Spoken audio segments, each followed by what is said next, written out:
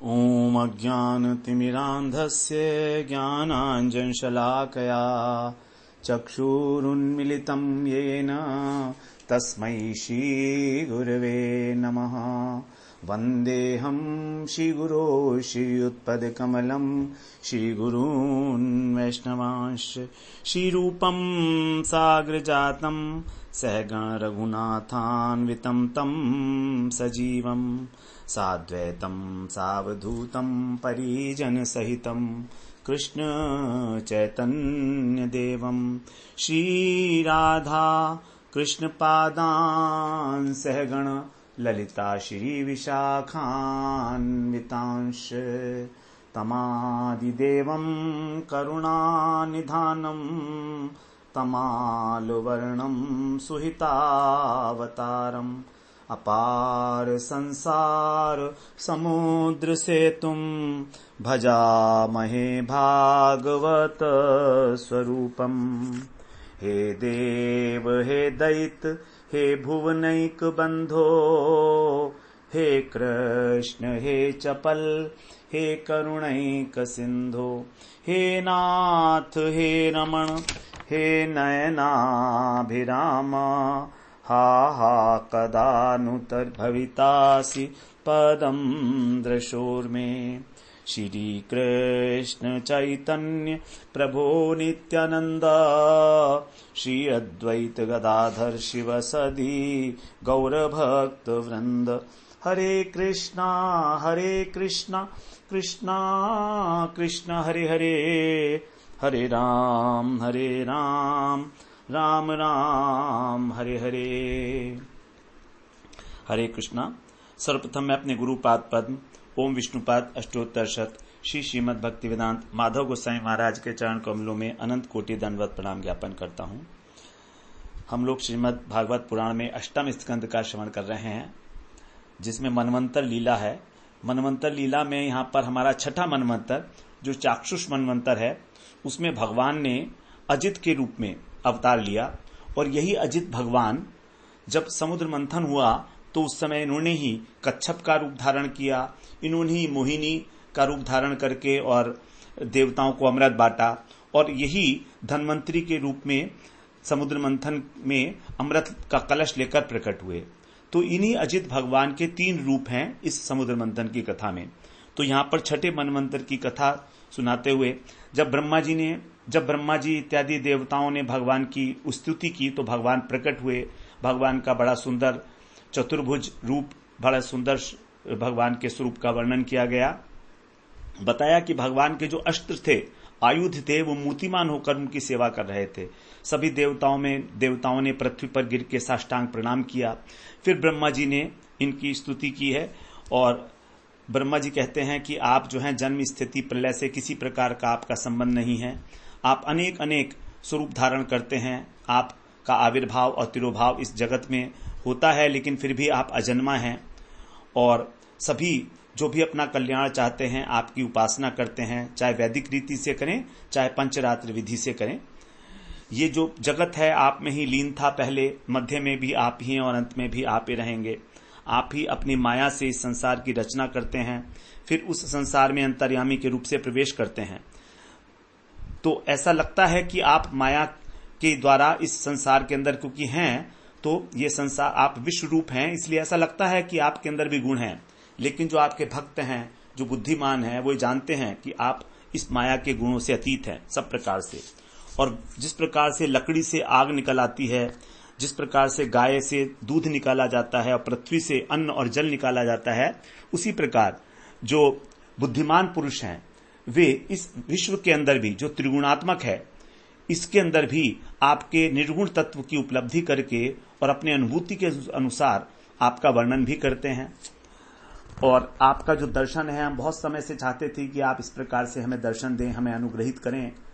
तो आपके दर्शन से अब हमको परमानंद का ऐसे लाभ हो रहा है जैसे कि एक हाथी जो दावाग्नि में झुलसा हुआ था, उसको गंगा जी में डुबकी लगाने के लिए मिल जाए।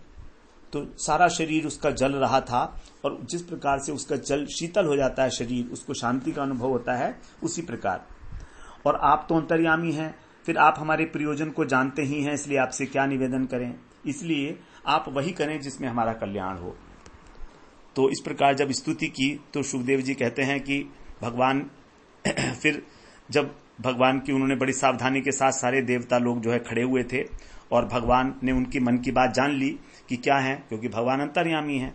और गंभीर स्वर में भगवान बोले। 17वें श्लोक में भी अभी सुखदेव जी कह रहे हैं, एक एवेश्वरस्तस्मिन् सुरकार्ये सुरेश्वरः विहर्तु कामस्तानाः समुद्रोन्मथनादिभिः। 17वें श्लोक में सुखदेव जी कह रहे हैं,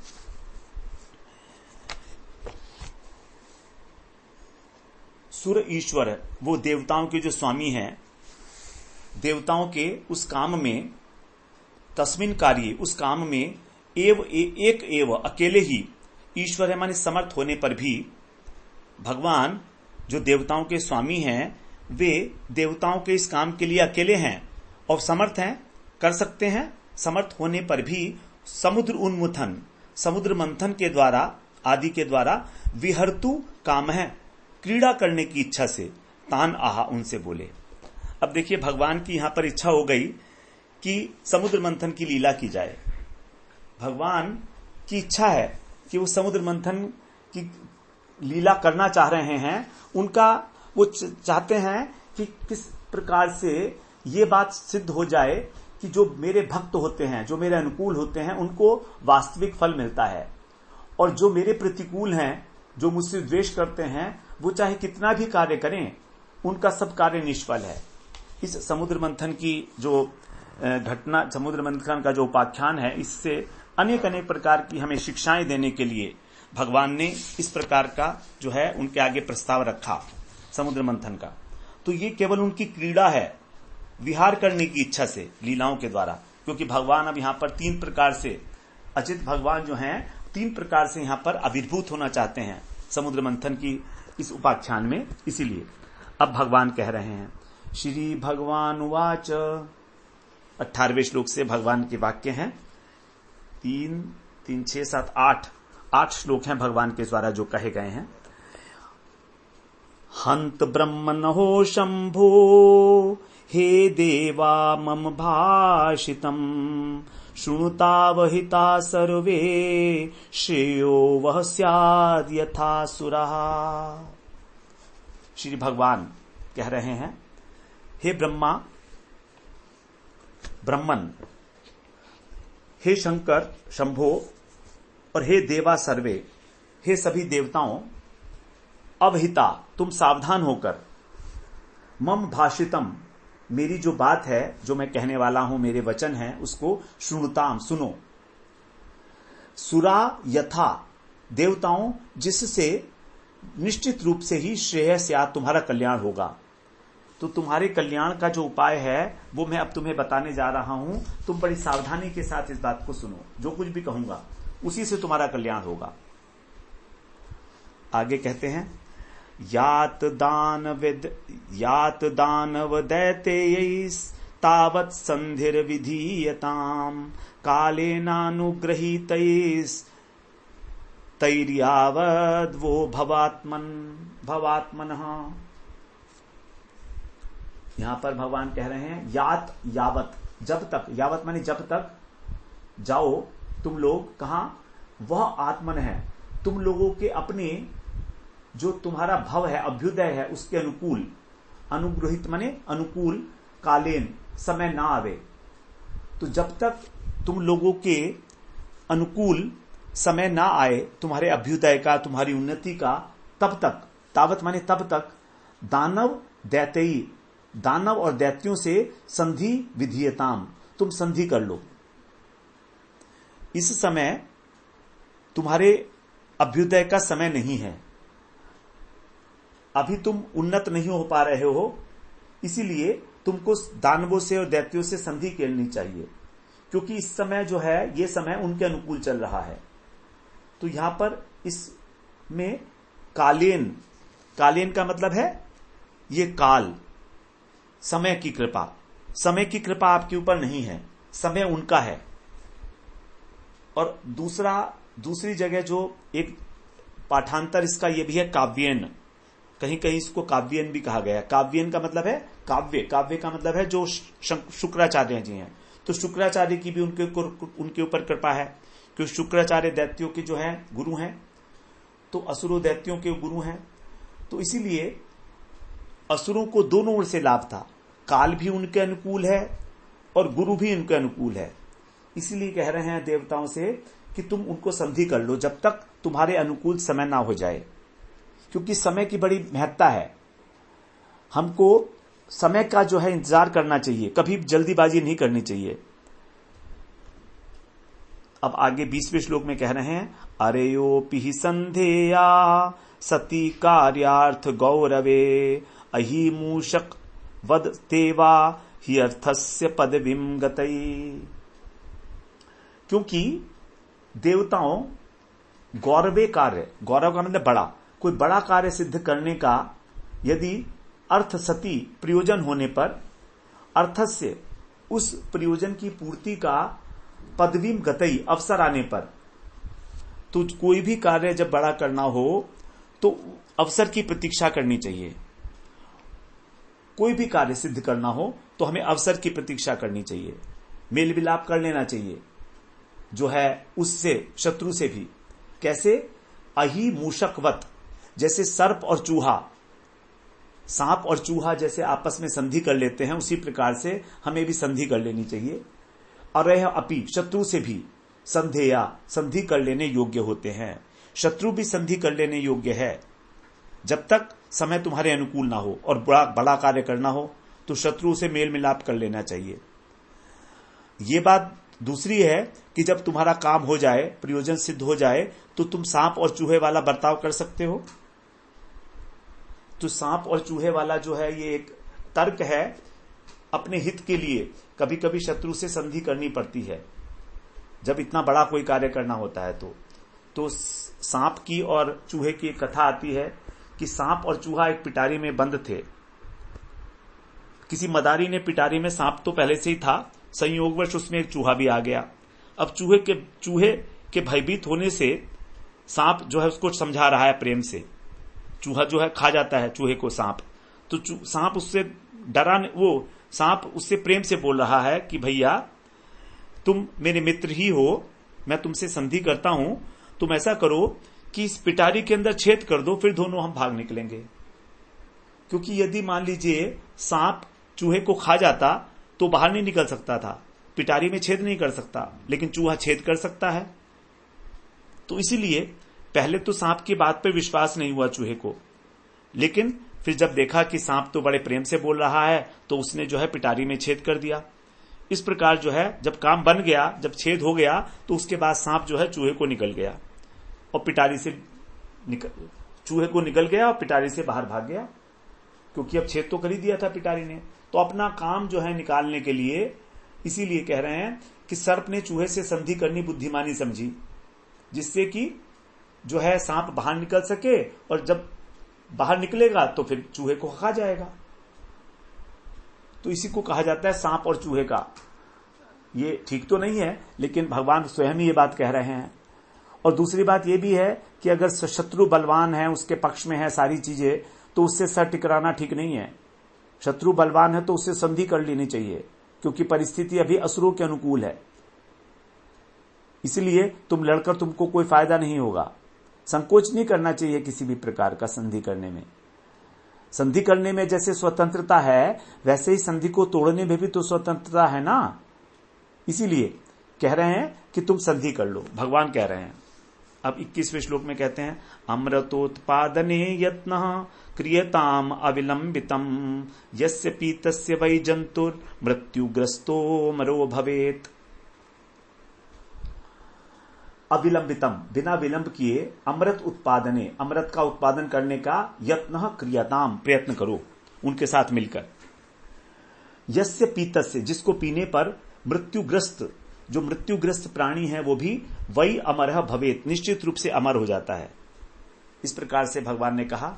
अब 22वें श्लोक में कहते हैं, क्षिप्त्वा क्षीरो दधौ सर्वा वीरुत्रण लतौषधि मंथानम मंदरम कृत्वा नेत्रम कृत्वा तु वासुकिम। क्षीर उदधौ, जो क्षीर सागर है उसमें सर्वा सभी, विरुत माने पौधे, तृण माने घास, लता माने लता और औषधि, उसको क्षिप्तवा माने डाल दो। क्षीर सागर के अंदर सारे पौधे, लता, घास, औषधि डाल दो। और फिर मंदरम, मंदरम मतलब मंदराचल पर्वत को मथनी बनाओ, और मथनी बनाकर वासुकीम, वासुकी नाग को नेत्रम कृत्वा, मंथन के लिए जो रज्जू है, रस्सी है, वो बना दो।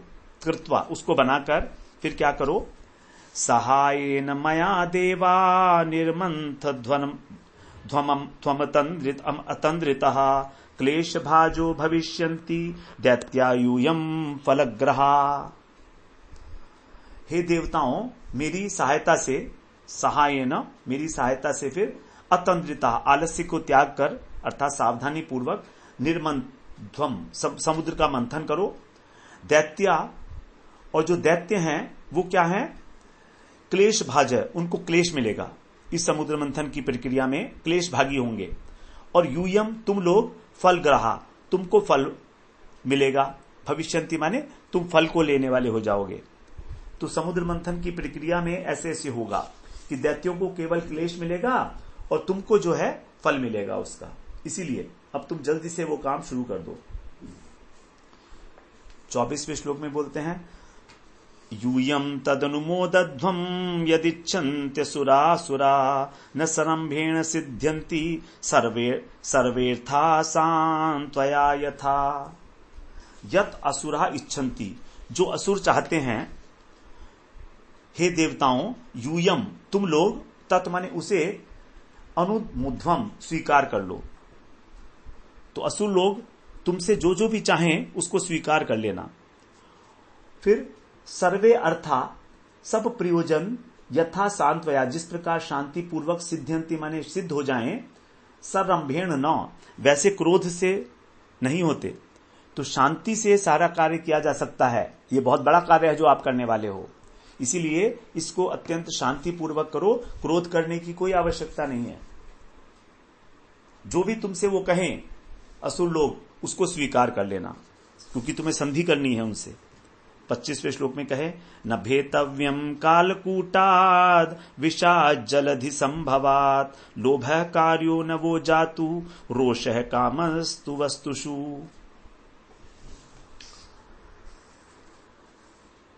यहां पर अब कह रहे हैं कि जलधि माने जल से, समुद्र से, संभवात उत्पन्न होने वाला जो कालकूटात विषात, कालकूट विष से, भेतव्यम न तुम डरना मत। भगवान ने बता दिया कि पहले इसमें से विष निकलेगा, तुम उसे डरना मत।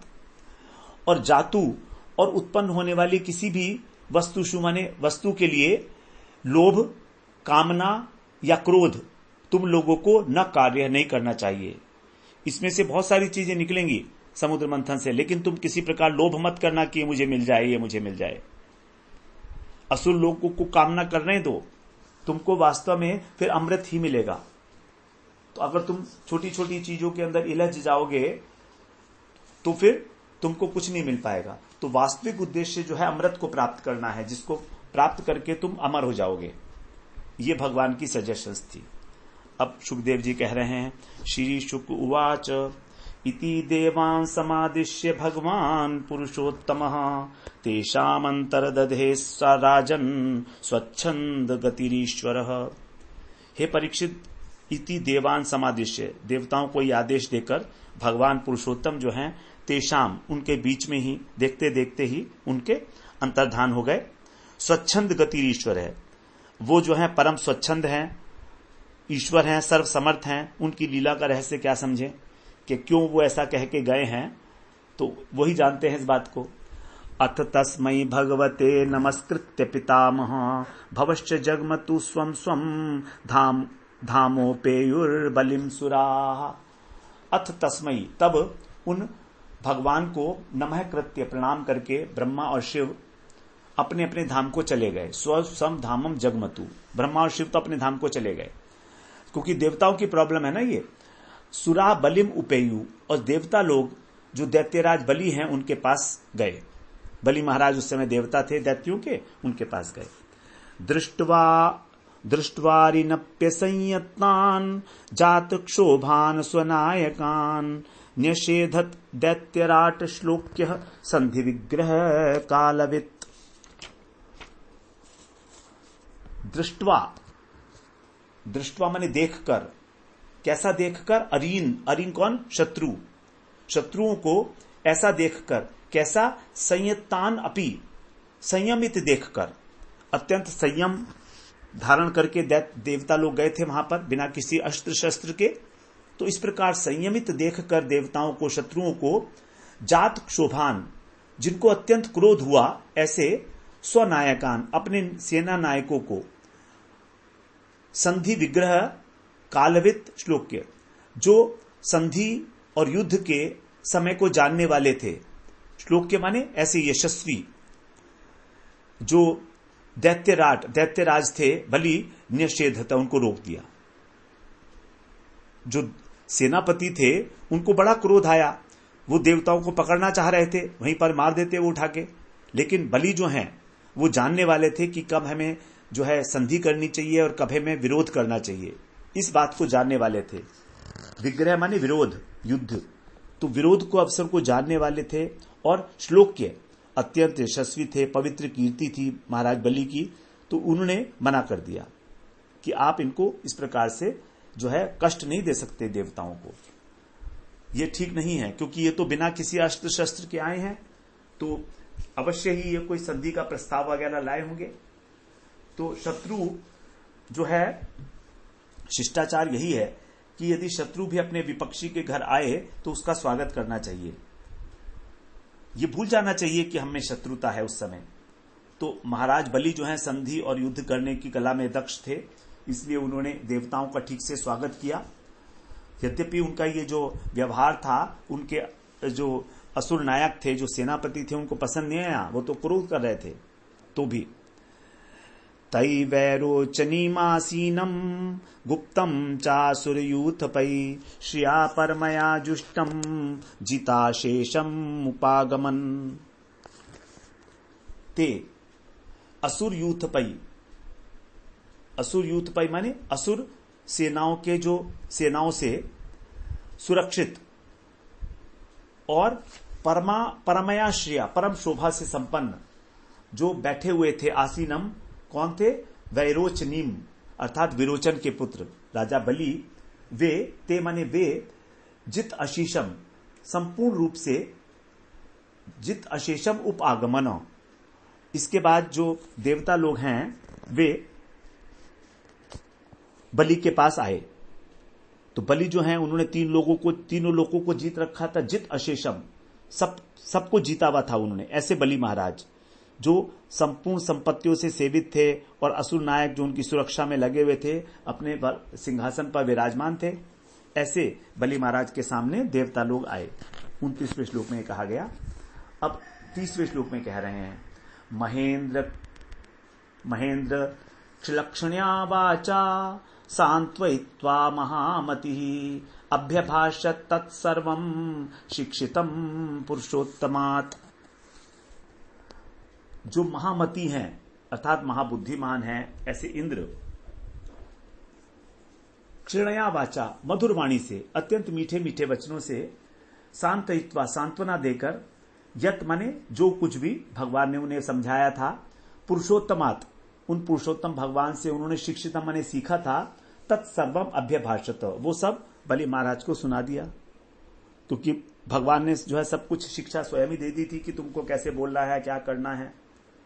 तो इस प्रकार से भगवान ने जैसे उनसे कहा था उसी प्रकार से बलि महाराज ने वहां पर जाके बता दिया उनको। पहले ही भगवान ने उनको सिखा पढ़ा रखा था कि तुम्हें क्या करना है। अब 31वें श्लोक में कहते हैं, तदरोचत दैत्यस्य तत्रान्ये ये सुराधिपा शंबरोरिष्टनेमिश्च ये च त्रिपुरवासिनः। यह बात जो है, जो कही जा रही है, जो सब इंद्र कह रहे हैं, दैत्यराज दैत्यस्य तत्र च अन्य, और वहां जो दूसरे और असुर थे उनके नाम बताए हैं, शंबर, अरिष्टनेमी तथा जो त्रिपुरवासी असुर नायक थे, उनको अरोचत, अच्छी लगी। तद अरोचत दैत्यस्य तत्यानि ये सुराधिपा। सभी लोगों को वहां पर यह बात जज गई। शंबर और ऐशनिमी और त्रिपुरवासी असुर को भी यह बात बहुत अच्छी लगी जो उन्होंने सजेशन दी इंद्र ने। 32वें श्लोक में कह रहे हैं, भगवान की सिखाई हुई बात है, अच्छी क्यों नहीं लगेगी? ठीक बात भी है, भगवान कुछ कह रहे हैं तो भगवान जानते हैं कि यह बात पूरी होनी है, इसीलिए तो भगवान ने इस प्रकार का उनसे कहा होगा। तो एक प्रकार से संधि जो है उसका एक वातावरण बन गया, समझौता होने के लिए तैयारी हो गई। असुर लोग जो हैं उन्होंने स्वीकार कर लिया। उन्होंने इसलिए स्वीकार कर लिया होगा, वो सोचते हैं कि देवता लोगों में कुछ ताकत तो है नहीं, बल तो है नहीं, तो इसलिए जब अमृत निकलेगा तो हम लोग क्या करेंगे, उस अमृत को इनसे छीन लेंगे और ये कुछ कर नहीं पाएंगे। अब वो ये बात तो जानते नहीं थे कि भगवान ही इनके पक्ष में है, भगवान इनके पक्ष में है, ये बात नहीं जानते थे वो, क्योंकि जो भक्त है वही भगवान को जानता है, वही उसी के पक्ष में भगवान होते हैं। तो इस जगत के अंदर दो ही पार्टी होती हैं, एक दैव और असुर, अर्थात एक भगवान का और एक भगवान से विरुद्ध जो असुर लोग हैं उनका दल होता है। तो जो भगवान जिसमें नहीं होते वो कभी भी विजयी नहीं होता, चाहे कोई कितना ही बलवान क्यों ना हो। तो असुरों का भी यही विचार था कि हम लोग बलवान हैं और अमृत निकलेगा तो हम छीन लेंगे, इनको मार के भगा देंगे, अभी भी तो मार ही रहे हैं। इस प्रकार से बार बार फिर ये हम पर आक्रमण नहीं कर पाएंगे। अब 32वें श्लोक में कह रहे हैं, ततो देवसुरा कृत्वा संविदं कृत सौहृदा उद्यमं परमं चक्रुर मृतार्थे परंतप। असुरों को संतप्त करने वाले परीक्षित, परंतप अर्थात असुरों को, जो असुर लोग हैं शत्रु हैं उनको, तत्देव तब देवता और असुरों ने संविदम कृत्वा एक सलाह करके, संधि करके, सौहृदा परस्पर मित्रता करके, अमृत अर्थे अमृत उत्पन्न करने के लिए परमम उद्यमम चक्रू बड़ा भारी उद्यम प्रारंभ किया कि कैसे निकाला जाए। ततस्ते मंदर गिरिम ओजसोत्पाट्य दुर्मदः नदंत उदधिम नन्युः शक्तः परिगबाहवः। तब वे शक्तिशाली लोग, दुर्मद अर्थात जो अत्यंत गर्वीले थे, ऐसे परिग माने परिग के समान भुजाओं वाले, बलपूर्वक उन्होंने मंदराचल गिरी को उखाड़ लिया असुरों ने। तो असुरों ने जो है मंदराचल गिरी को उखाड़ लिया, बड़े बलवान थे, और नदंत माने गर्जना करते हुए समुद्र की ओर चले। उदधिम निन्यु समुद्र की ओर ले जाने लगे उसको उखाड़कर। 33वें श्लोक में कहा कि उसको उखाड़ लिया असुरों ने, देवताओं ने और असुरों ने, सबने ही मिलकर, और निनाद करते हुए क्षीर सागर की ओर ले जाने लगे। दूर भारोद्वह शांता शक्र वैरोचनादयः अपारयन्तस्तं वौढुं विवशा विजहु पथि। दूर भार उद्वह, बहुत दूर तक भार ढोने के कारण, शांता थक कर, जो शक्र माने इंद्र हैं और वैरोचन जो बलि हैं, इन्होंने आदि ने, तम वौढुम अपारयंत उसको ढोने में असमर्थ होकर, विवश होकर उसको पथि विजहु रास्ते में ही छोड़ दिया, क्योंकि मंदराचल पर्वत बहुत भारी था और रास्ता बहुत दूर था, तो इसलिए उसको वहीं पर ही छोड़ दिया उन्होंने। सबके सब हार गए, आगे नहीं ले जा सके, रास्ते में पटक दिया। 35वें श्लोक में कहते हैं, निपतंस गिरिस्तत्र बहून अमरदानवान चूर्णयामास महता भारेण कनकाचलः।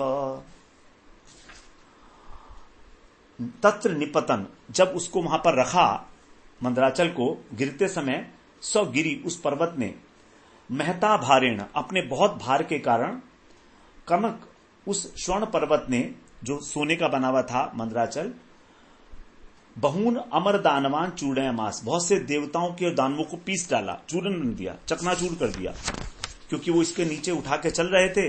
तो जब उसको नीचे रखा तो बहुत सारे देवता और दानव तो मर ही गए उसके नीचे, क्योंकि जो सोना होता है उसका तो भार पत्थर से भी बहुत अधिक होता है, तो उसका वजन बहुत ज्यादा था, इसीलिए। अब आगे 36वें श्लोक में कहते हैं, तांस तथा भग्न मनसो भग्न बाहुरुकंधरान विज्ञाय भगवान तत्र बभूव गरुद्धजः। तान माने उन लोगों को, तथा माने उस प्रकार से, भग्न मनसः उनका जो संकल्प था कि हम मंदराचल को उठाकर ले जाएंगे क्षीर सागर तक, तो वो संकल्प भग्न हो गया और उनकी जो भुजाएं थी, जांघें थी, कंधे थे, भग्न विज्ञाय टूटा हुआ जानकर तत्र माने वहां गरुड़ ध्वज भगवान प्रकट हो गए। भगवान की सब लीला चल रही है ये, तो भगवान पूरा सहायता करने के लिए तैयार हैं ही। भगवान ने कहा था कि मैं सहायता करूंगा, तो भगवान वहां पर सहसा प्रकट हो गए, जो अपने गरुड़ वाहन पर बैठे हुए थे, गरुड़ ध्वज। आगे कहते हैं गिरिपात विनिष्पिष्टान विलोक्यामरदानवान ईक्षया जीवयामास निर्जरान निर्वृणान यथा।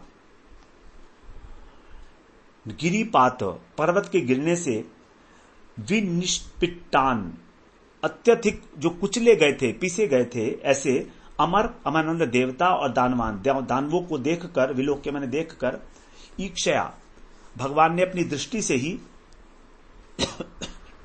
निर्जरान उनके अंदर जो जर्जरता उत्पन्न हो गई थी, थकावट हो गई थी उसको, और निर्वृणान चोट जो हो गई थी उससे दूर कर दिया, उनको निर्जर कर दिया और उनको निर्वृण कर दिया, अर्थात उनका थकावट भी दूर हो गई, उनकी चोटें भी नष्ट हो गई। यथा जीवयामास जीवित के समान कर दिया। तो भगवान ने अपनी अमृतमय दृष्टि से देवताओं को ऐसे जीवित कर दिया मानो कोई चोट लगी ही ना हो।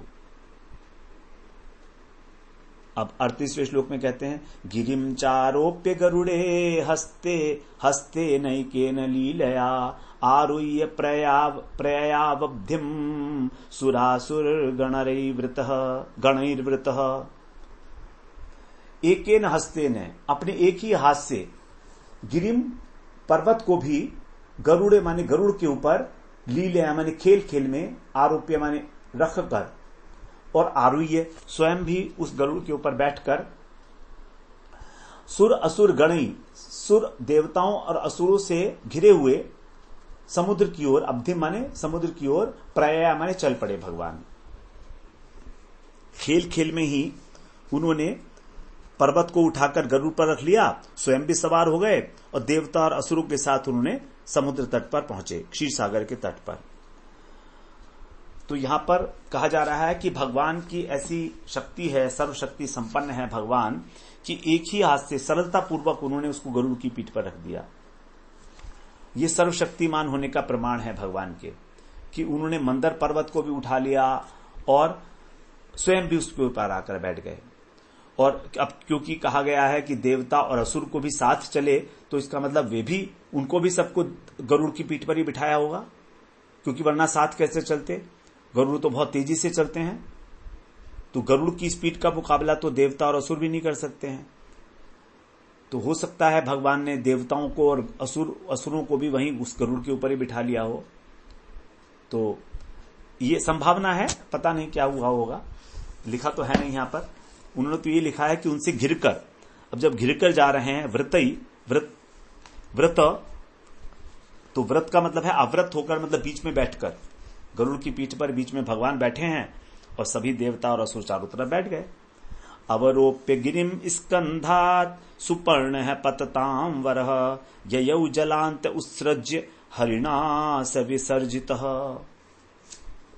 अब यहां पर कह रहे हैं 39 अंतिम श्लोक है, जो पतताम वरह, पक्षियों में जो श्रेष्ठ हैं ऐसे गरुड़, वर का मतलब श्रेष्ठ, ऐसे सुपर्ण माने सुंदर पंखों वाले गरुड़ जी, गिरिम माने पर्वत को अपने स्कंधात कंधे से, अवरोप्य माने उतार कर, जलांत और जल के समीप ही, उत्सृज्य माने छोड़कर, स हरिणा वे हरि के द्वारा, विसर्जित विदा किए जाने पर, ययो माने चले गए।